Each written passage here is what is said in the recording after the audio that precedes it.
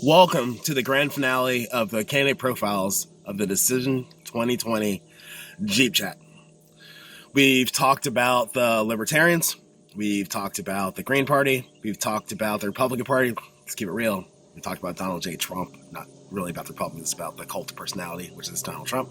And today we're concluding our candidate profiles with Joe Biden. Disclaimer, this was kind of personal to me. I'm going to try to keep it non-biased as possible, but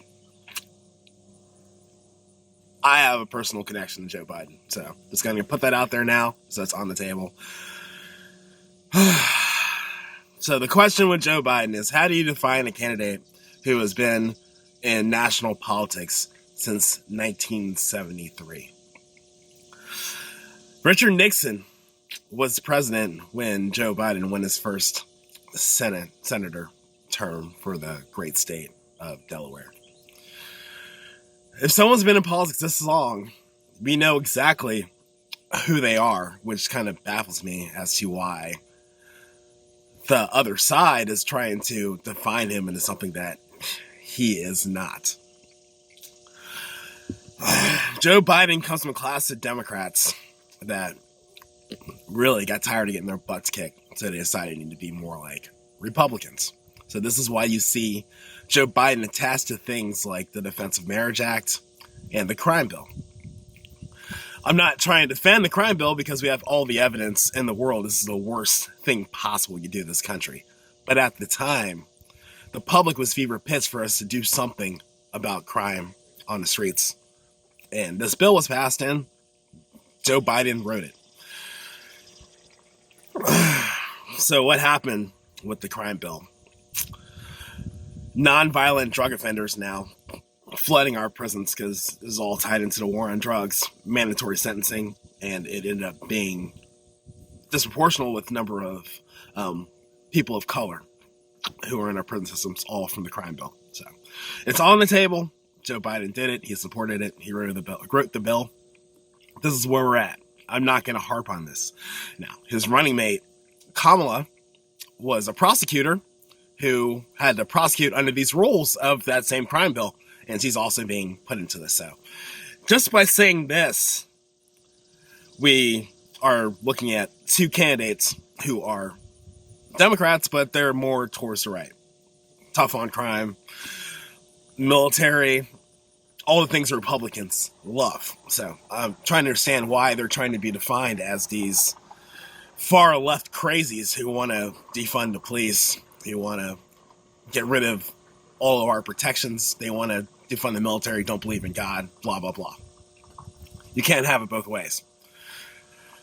With me, understand the evidence that is talked about, this is where we're at. We have two center Democrats who are closer to right. That's what it is. This is the playing field. You can't change the playing fields by running around and saying things that aren't true. With this fact on the table, we also have to understand that there are different factions within the political parties. With the Democrats, we have the progressives, who are against everything that Joe Biden and Kamala Harris did. We have to understand that it's not a monolith. There's different shades of Democrats, different shades of Republicans. But the one thing that's bringing everybody together is Donald Trump and everything that's been through the past 3 years, especially in 2020 with COVID. That's their history, but where are we now? The public is demanding we do something about our justice system, fixing the problems of the crime bill. They're demanding that we do something about the police brutality and men and women being killed on the streets of America for simply living. This is what the Democrat platform is. So we're going to talk about what this man is going to do if he's president. Are we going to talk about what this woman's going to do as vice president, what they're going to support? It's obvious what they support. They're going what the public wants, just like the reason why the crime bill was passed, because that's what the public wanted. This is where we are. Is this an endorsement? Absolutely not. But it also has to go into my personal connection with Joe Biden. With Joe Biden, it's his heart.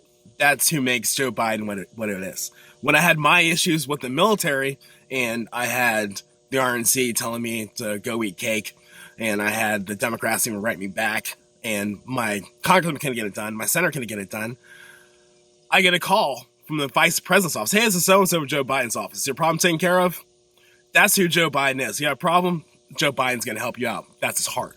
His heart's also got him in trouble with creating uncomfortable situations, which has gotten blown way out of proportion, considering what people turned their back for with Trump in 2016, with things he obviously said. And then there's things that Joe Biden has done make people uncomfortable, and he apologized for it. Where's Trump's apology? We need to get real. It's sad that I can't come on here and talk about issues like I did with the Green Party and Libertarians. We're talking about the cult of personality. Do I think that Joe Biden would be the greatest president of all time? Absolutely not. He's just a placeholder. He's been there maybe 4 years, and then the next election's a free-for-all. Will Joe Biden continue the war machine? Now, if you look onto his website and look at his flyers, he's talking about reforming the military. He's talking about not putting so much money into us being everywhere, being up in everything. And he's talking about the future. These are positive steps for me. Now, when I look at his donor list, I'm still seeing all of those defense contractors. So what's he going to do? I'll give an example of something Trump did when he bombed Syria. Now, would Joe Biden do the same thing? Yes. Let's talk about extremes. Would Joe Biden have invaded Iraq and Afghanistan? I'm going to say probably not. But he still would have dropped drones on them like Obama did, and he still would have continued this war machine. So, as a voter, I'm torn. I've voted Libertarian, for as long as I can remember.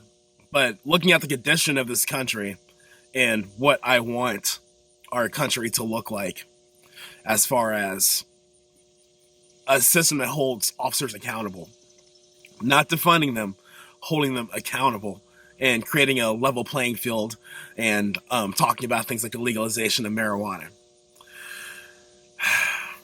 Which is something that Joe Biden is not for, but he's also, but what he is for is getting the federal government out of it, leaving it up to the states, which would require a congressional bill. I'm okay with that. I'm okay with that happening, and then in 2024, getting the whole shebang done, and it's gone. Hopefully it'll be gone under Biden or whoever wins. So what are we going to do, America? We're just going to run around, do the dog and pony show, and spread lies and misinformation instead of just comparing the candidates head to head? Are we going to characterize these people through memes, these hateful memes, and pretend that we don't have real problems to discuss and debate? I mean, I didn't even watch the debates in 2016.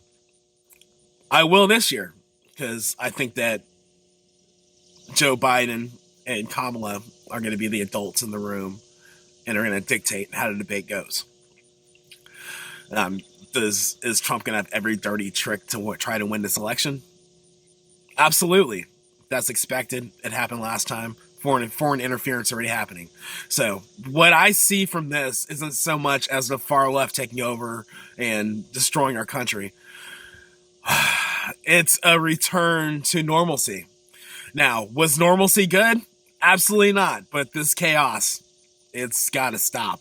We've got to do something better.